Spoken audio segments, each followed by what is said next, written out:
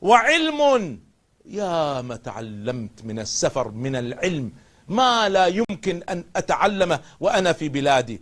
أنا أعطيكم مثال، سافرت مع شباب الرواد الذين أعدهم ليكونوا قادة، سافرت إلى المغرب، بلاد المغرب المبارك حفظهم الله تعالى، والتقيت هناك مع قيادات العمل الإسلامي فتعلمت منهم الكثير، والتقيت ببعض العلماء مثل الدكتور فريد الأنصاري الله يحفظه، شيء رائع من التمكن العلمي. وتعلمت ليس فقط العلم، تعلمت منه الأدب، لكن وجدت عنده من العلم وفي أصول الفقه وفي أصول الدين ما لم أجده في المشرق. وقد سمعت من طلبة العلم هنا الاهتمام والحمد لله بالعقيدة، والاهتمام بالحديث النبوي، والاهتمام بحفظ القرآن، بل إن من أحسن البلدان الذي يهتم بحفظ القرآن وتلاوة القرآن هو وطن المغرب ومملكة المغرب والحمد لله.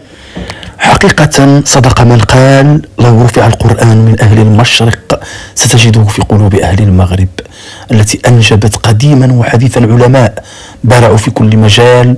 والشاهد هذه الصورة التي وجدتها بالصدفة وجعلتني أعد هذه الحلقة عفوا، جمعت أساطين الفقه واللغة والحديث والرواية والسياسة والتاريخ من علماء المغاربة في القرن العشرين.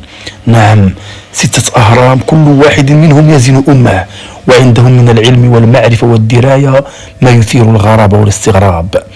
فالجالسون وفي أقصى اليمين نجد العلامة الأديب الشاعر الكاتب المؤرخ أبو عبد الله محمد بن المفضل بن محمد غريط الأندلسي، والهرم الذي في الوسط من الجالسين دائما المحدث المقرئ القاضي المفتي شيخ الإسلام المجدد أبي شعيب بن عبد الرحمن الدكالي الصديق المكي، العالم النحرير الذي عرف بسعة اطلاعه وسعة معارفه وسعة محفوظاته، حتى قيل أن بموته انتهت سلسلة الحفاظ من الطينة العالية.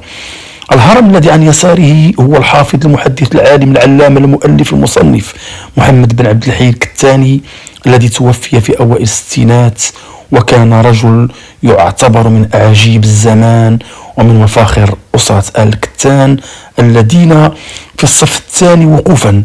نجد في أقصى اليسار مؤرخ المملكة وصاحب التواليف والمصنفات في تاريخ المغرب، رجل من العيار الثقيل الذي أوتي سعة اطلاع ومعرفة تامة بتاريخ المغرب الحديث والمعاصر، عبد الرحمن بن زيدان. الهرم الذي في الوسط هو الطيب العقبي، كان رجلا فقيها ومحدثا أديبا شاعرا. والذي في اليمين هو شيخ الإسلام علامة القرويين وشيخ فاس محمد بن العربي العلوي، شيخ الموسوعة تقي الدين الهلالي الغني عن التهريف عليه ألف رحمة. وكل هؤلاء من مفاخر المغرب وعلمائه الأجلاء الذين يحتاجون أن يقف الإنسان مع ترجمتهم وأن ينظر الإنسان إلى سيرهم. الآن في المغرب والرجوع إلى القرآن الكريم والاعتناء به إنما هو صلة للحاضر بالماضي، فالمغرب الحمد لله له قدم راسخة في كل ما هو متعلق بالقرآن تقديما وتقويما والقراءة. وها أنتم تلاحظون متابعي في هذه القناة بأم أعينكم كيف أن تفيلات دائما حاضرة الذكر قديما وحديثا. فإلى جانب فريد الأنصاري فريد زمانه الذي تحدث عنه الدكتور طارق السويدان، وجدنا في الصورة كذلك شيخ الإسلام محمد بن العربي بن محمد الهاشمي العلوي المضغري من تفيلات العالمة، وهو فقيه مغربي كان يلقب بشيخ الإسلام، يعتبر مؤسس السلفية الوطنية في المغرب، حيث جمع بين الدعوة إلى السلف ومقارعة الاستعمار، وأعطى روحا جديدة للسلفية التي لا تهتم فقط بتصحيح العقيدة بل تولي أيضا اهتماما بمصير المغرب ومتطلبات مستقبله. وصفه عبد الرحمن بوعبيد بأب الحركة الوطنية، ويقول عنه محمد عبيد الجابري أن أصداء السلفية النهضوية في المشرق لم تتطور في المغرب إلى سلفية جديدة فعلا إلا عبر الشيخ أبي شعيب الدكالي ومع السلفي المناضل محمد بن العربي العلوي وتلاميذه. كذلك قال عنه علال الفاسي المناضل المغربي الشرس بأنه رجل الجرأة والإقدام والثبات. وبالفعل كان الشيخ محمد بن العربي العلوي نموذجا للعالم السلفي المناضل الشعبي في المغرب، سواء أثناء عقد الحماية أو خلال عهد الاستقلال.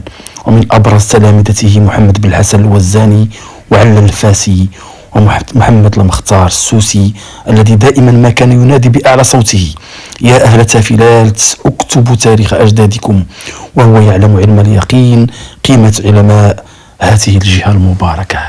إلى هنا انتهت هذه الحلقة حول علماء المغرب، في انتظار ترجمة كل عالم في هذه الصورة لوحده. لا تنسوا الضغط على زر الإعجاب واشتراك القناة تفضلا منكم وليس أمرا. والسلام عليكم ورحمة الله تعالى وبركاته.